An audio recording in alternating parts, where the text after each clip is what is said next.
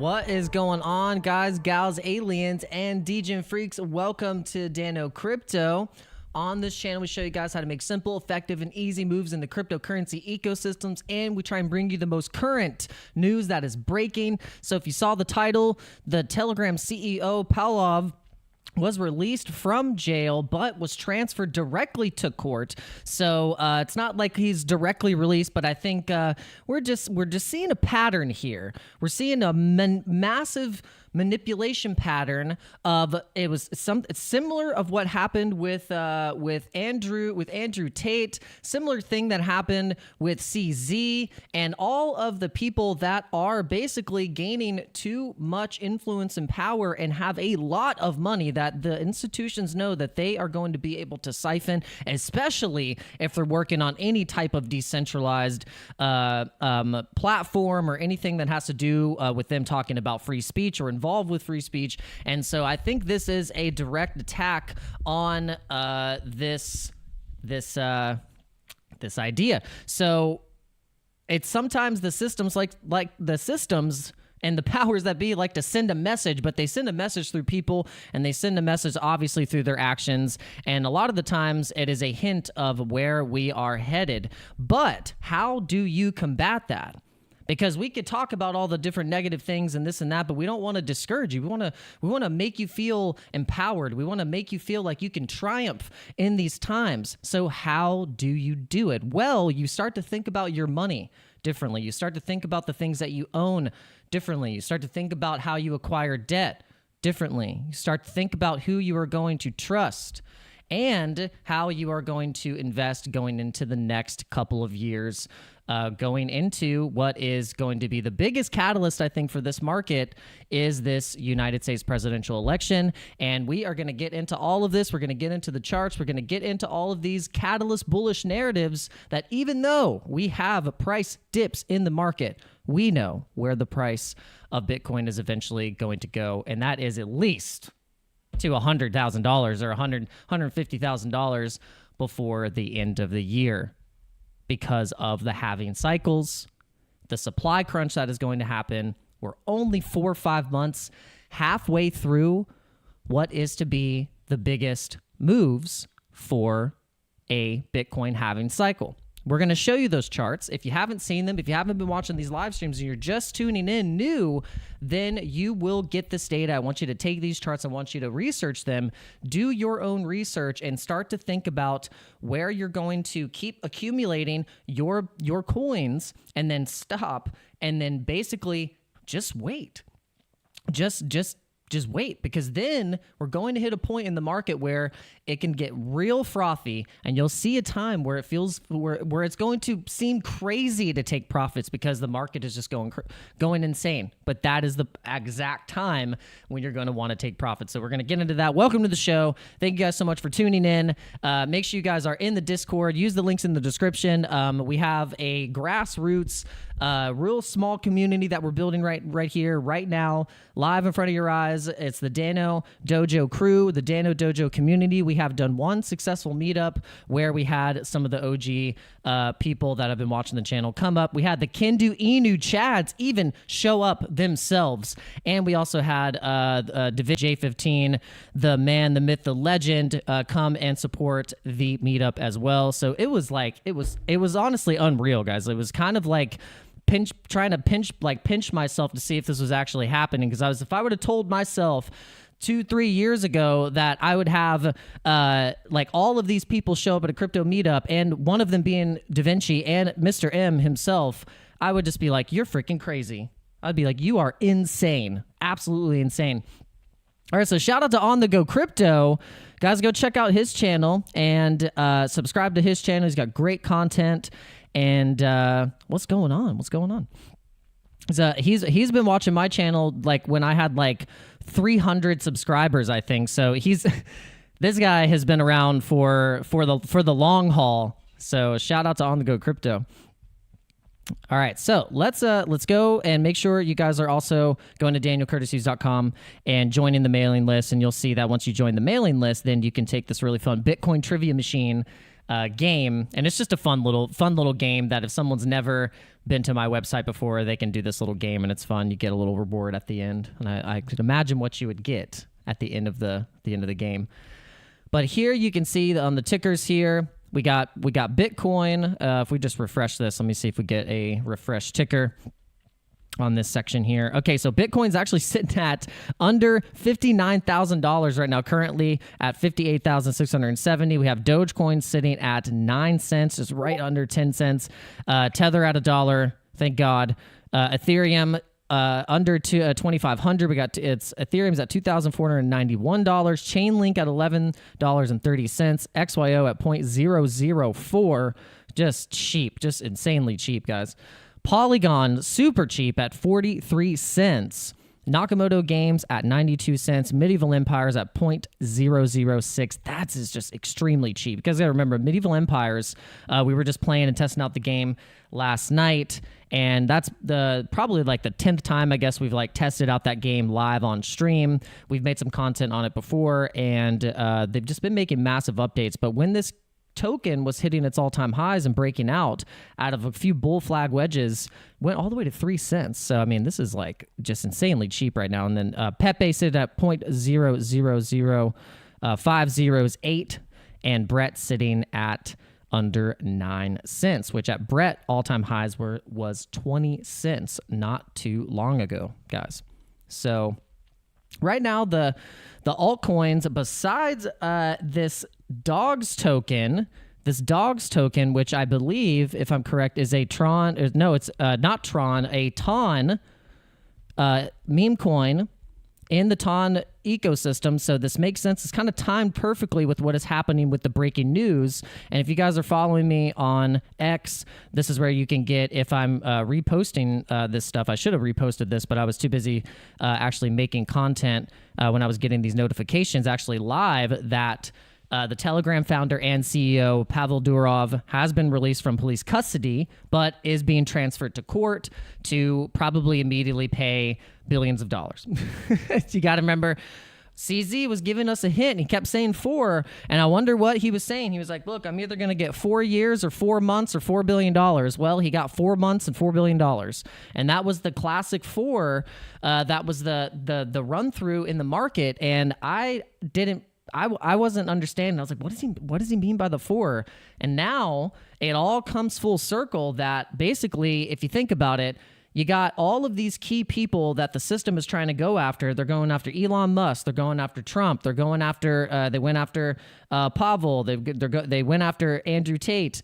They've went after Alex Jones. They've gone after all these very controversial people. And I'm not saying like all of these people are heroes or they do everything right. Like they make mistakes too, 100%. But it's just the fact that they're aggressively going after these people is what makes it suspect. So, and you have to analyze that yourself when a like mainstream media is fabricating a lot of the real stories. They're piecing things together and making it seem like someone said something. Like recently they did this with Joe Rogan, where they pieced together his voice of where he was actually talking about Tulsi Gabbard, but they pieced it together to make it seem like he was talking about Harris. And CNN put that on live TV, and it was not true. So it's really telling of if they're just think of what they're willing to do and what they're willing to manipulate and fabricate as the actual truth from multiple sources to where you get enough credible sources coming together. And this is how Twitter and X has actually been able to dominate over the news, is because you have enough people with live coverage or video evidence, or like someone saying, look, I just found this, and then there's like all these independent investigators, decentralized, most of them from separate media pay and control, that they're able to come to a conclusion of truth, even through community notes. That's how community notes has been so strong. It's like, look, someone can post something, and then enough people get together and do the research, and then a community note's made and be like, that's actually, this is not, it's out of context, it's not true. And to a point where it's not just like there's these gatekeeper fact checkers, but it's like it's a decentralized way of being able to cut through the noise and cut through what's actually happening. And so this is a direct attack on that. So just so you know. And so this is how you have to analyze it. You have to pull all the things together. You have to pull all the stuff together. And crypto is part of this, because then you have Gary Gensler on it again with literally sending a Wells notice to OpenSea. And then you have you have France. Apparently, Pavlov was actually on his way to meet with Macron. He was scheduled to meet with Macron. So why would he get ambushed like that by the president himself? If he knew that there was a planned meeting that he wanted to come to, then he got ambushed. He got 100% ambushed, and it's crazy. I wonder if there is some actual crimes that he's committed, whether it be, you know, like he maybe moved money wrong or something. I don't know. There's something that they can get you on. And if said that there was negligence in any way, if he knew about like where he could have frozen or done anything with accounts that were involved with any type of trafficking of any sort, then I would say that, yeah, I mean, you should, I mean, anyone that has negligence on that stuff, you should like 100% like be accountable for that, because then, yeah, it's like it's like the worst thing. It's like the worst things in the world, those type of acts. So it's like, if you know about it and you are permitting it to happen, then 100%. And I'm sure you'd probably agree with that too. But when it comes to like, if there's any actual crimes that he committed and then there's not, then he's totally getting ambushed, and they're just trying to siphon money out of him. And especially because of what he is involved, what he's involved with, a messaging app and a blockchain and with that whole ecosystem. It's just like, he's probably known that they're coming after him.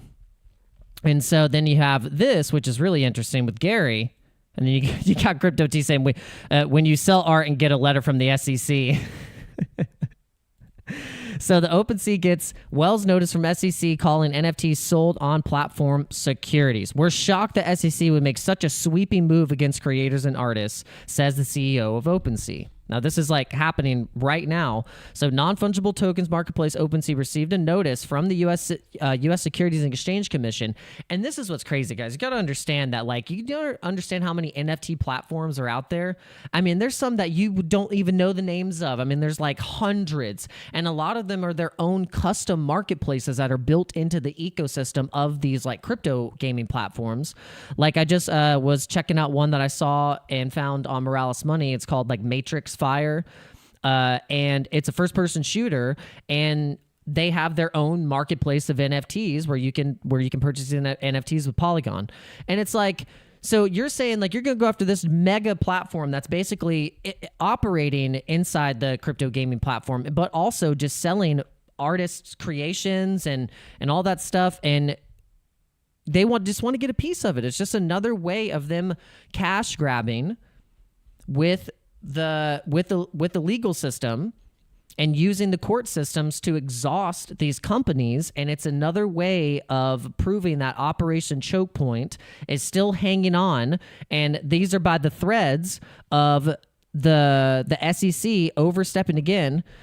OpenSea has received a Wells notice from SEC threatening to sue as because they believe NFTs on our platform are securities. And said Wells notice are primarily warnings that inform respondents of the charges the regulator is considering bringing against them. So it's always a threat. They just they threaten them, and then it puts panic and FUD into the market, and it lines up perfectly with all of this market manipulation, which I think what is happening with Pavlov, and it crashing the Ton chain, and then also leading to an ultimate retracement on the market when we were actually getting some decent strength and a pump off of the sideways action, and we ended up just going straight down. So could it be that this is just all part of a market manipulation to the downside to get more of the institutional buys in, because they inevitably know that there's no way that they can keep really stopping the price from breaking out once we hit a inevitable supply crunch in this time frame, which we've talked about, and we'll give you the image here. So if you look at the halvings, we always explain this. If you're new to crypto and you're trying to figure out, okay, what is this cycle thing? Like what is it all about? Well, when I'm talking about the Bitcoin halving, I'm talking about the Bitcoin halving is an event in the cycles of Bitcoin and the programming of Bitcoin where the miners get rewarded for solving a block. But every time we get to a halving date, which is every 4 years, that reward gets cut in half.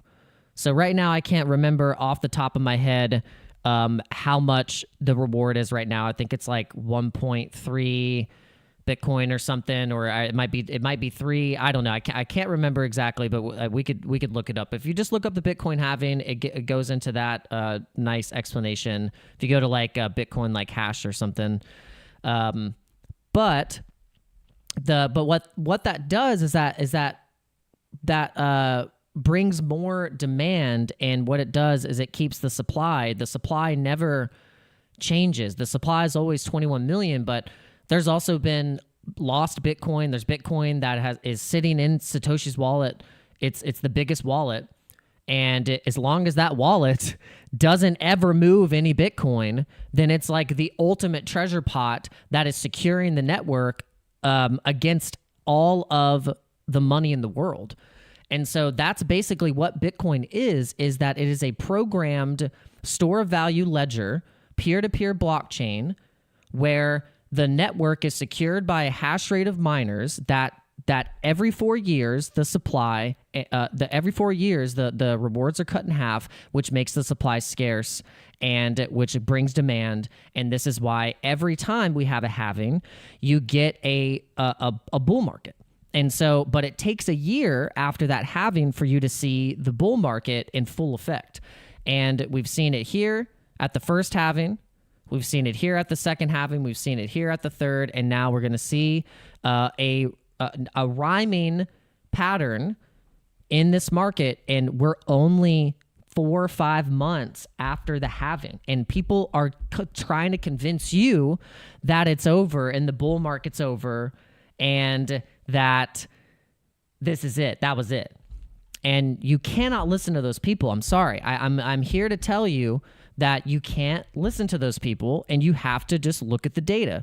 Look at the data, and Da Vinci will tell you the same thing. He's like, look, it's just, traditionally, you have the biggest returns about a year after the halving, and he's seen it. I mean, he's seen the cycles for 13 years. So I'm believing the dude that's literally been in the cycles from the beginning. And so, and it correlates too when you start to look at the charts, you start to look at Bitcoin, and we haven't even looked at the Bitcoin chart this entire time, because you guys know what's happening. I mean, we're having a dump here. We're having a nice little dump. We might actually hit this 56,000 level, and then that would be nice support from here. As long as we don't start trading in the middle, then we could end up going back down to 54,000, and then that will indeed carry the rest of the market down. All the altcoins will get a nice 15-20% retracement, and we will eventually start to trade back up into strength. But it could. I mean, I don't want to get too bearish in the short term, because in the short term, like I said, guys, you're going to have all of this volatility to really shake people out, because like I said, it's not done. Like, even if we go down to $51,000 again, I know it would be so lame. I understand. Like, I would be like, really, I would feel the lameness of that as well, because then it's just another roadblock, because we know Bitcoin is valued way high. We know it's valued higher. We know that this thing called Bitcoin should be worth $100,000 per coin. And by, 2023, or sorry, 2030, this thing could be worth $1 million because of what is happening with our financial system and how they're going to have to just keep printing more money. And I think most of even just percentages of the wealth around the world is going to start going into Bitcoin because of that. It's going to be the ultimate asset to hold. So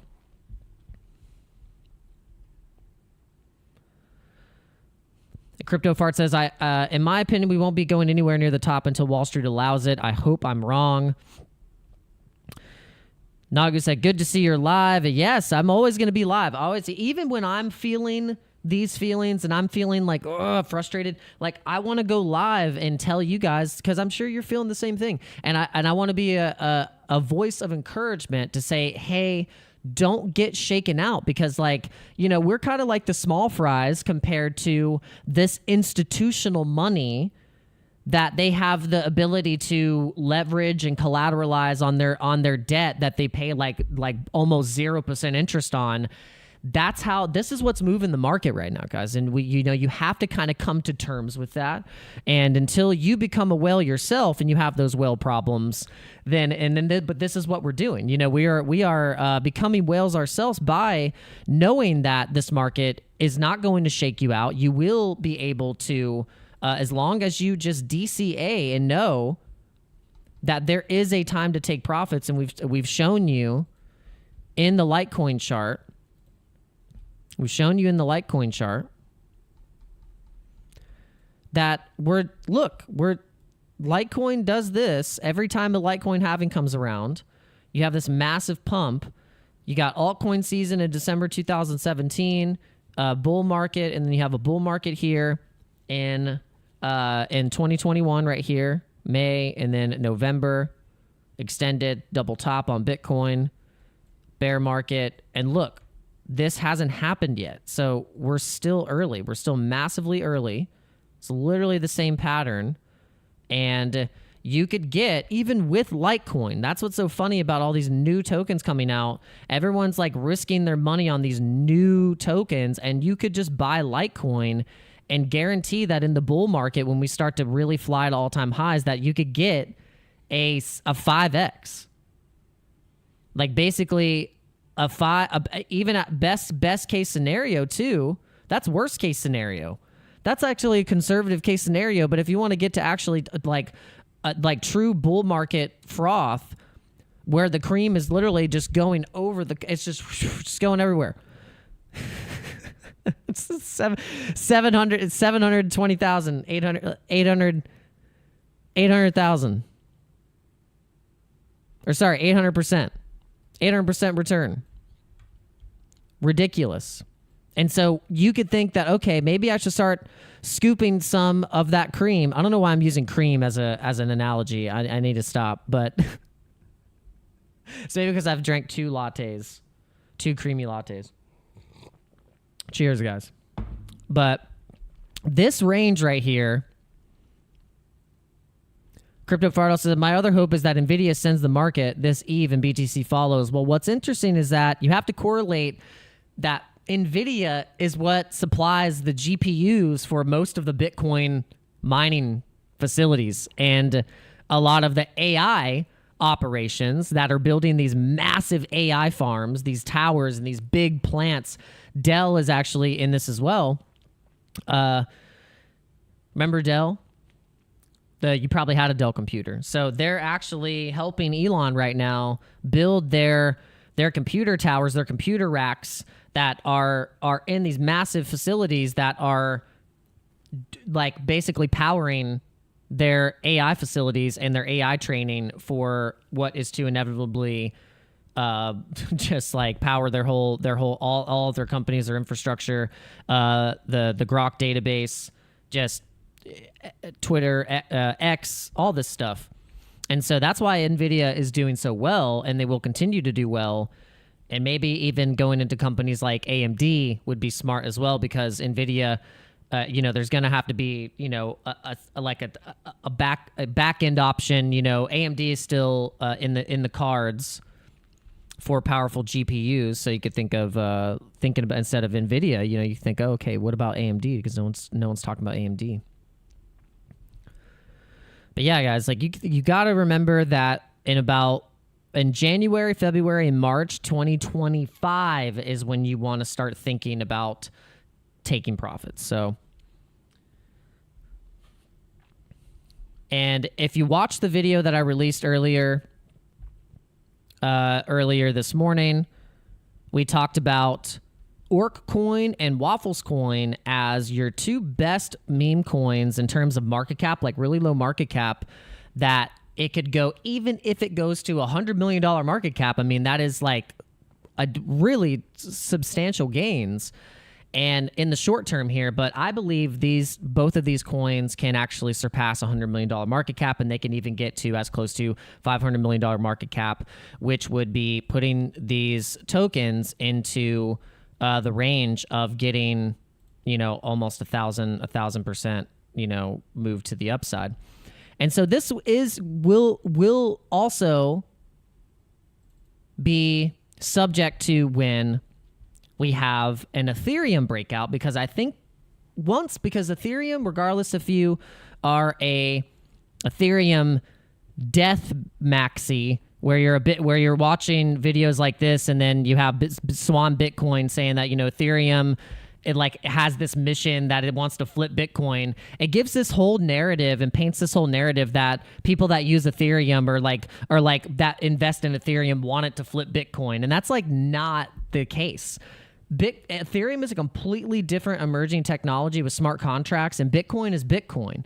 And so I think trying to make them compete against each other is folly, and I think it makes you not diversified enough into technology and to be able to use Bitcoin, and to say that the death of crypto and means that the Bitcoin needs to rise. I think that's false. Michael Saylor has even had to pivot and say, okay, like, you know, I'm going to give Ethereum a chance. Whilst he was, you know, 100% a Bitcoin maxi. So I think that with Ethereum's success, which it will succeed, I think Ethereum is going to go to 10K. And then Solana will do well.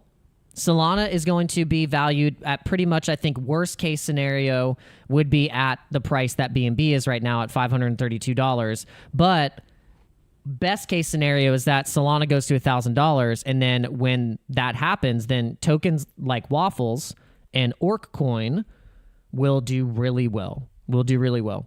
Especially if DaVinci has any say in how the liquidity is worked, how the holders are, how there's not going to be too much whale manipulation and sell-offs, and also with them building products, and for the fact that both of these projects were actually able to get the attention of DaVinci and start having him making content and back the projects, you know, putting his reputation on the line, makes me think that, okay, we'll give these a shot, and we'll tell you guys like how it ends up going, and we'll always keep our eyes on these tokens going into where I just showed you guys with Litecoin, the area where we think would be the best, you know, time to start thinking about taking profits, which is in this area. And it's going to be hard, guys, because, I mean, you're going to get, like, Litecoin's going to go to $173, and along with that, the rest of the altcoins are going to be going I mean, that's just going to be insane. You're going to get hit $273. You're going to go, oh, my God. And you can just, like, and then it might crash down all the way back to 136. And so it's going to be wild, because you think it did the same thing right here. Look at this. I mean, look at this move. Look at these moves from the range that we're sitting at right now, and it went all the way up to $183. Then it went right back down in a big candle to $116, and then it shot all the way back up to $246. Went back down to $156. I mean, look at that. That is a roller coaster. It's like, oh, and then finally, after all of that roller coaster ride, it gets up to $400, and then. So this is why you don't sell the whole bag. You just kind of like, okay, maybe here you take a little bit off the table, Maybe here you take a little bit off the table, and then you can kind of DCA out a little bit. But then as long as you're in that range, then you're good to go. So I feel that as long as you're in this range and you're kind of scooping off a little bit off the table, you're holding the bag a little bit, it's going to be hard. But then at the point to where it's at like peak, and everyone's like, okay, we're going to Valhalla, we're here. That's when you start to really start to sell. And who knows, maybe even the bear market this time won't be as extended as this one, because you can see how extended it was, because look at the difference of the measurement from here to here. And look at how long this one is. It's taking so long because it's so overextended. That's why I think we're due for a really massive run.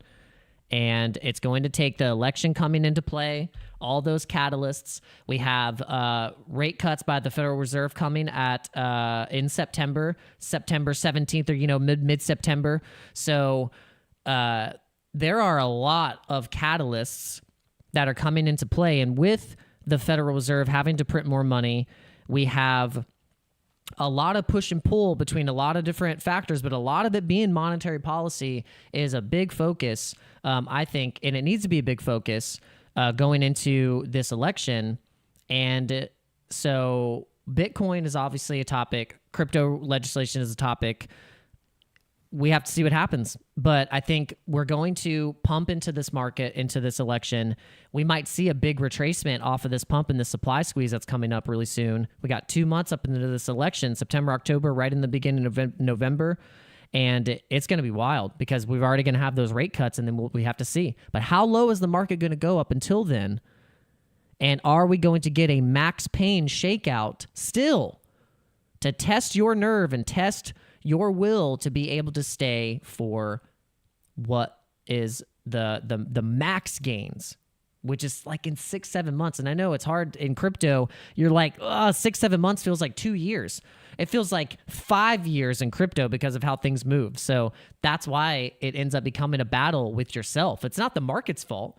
I'm sorry, it's your fault. But you're the one that is going to end up ultimately breaking your strategy and your plan. So you have to have conviction, and you have to be able to withstand the roller coaster that's crypto.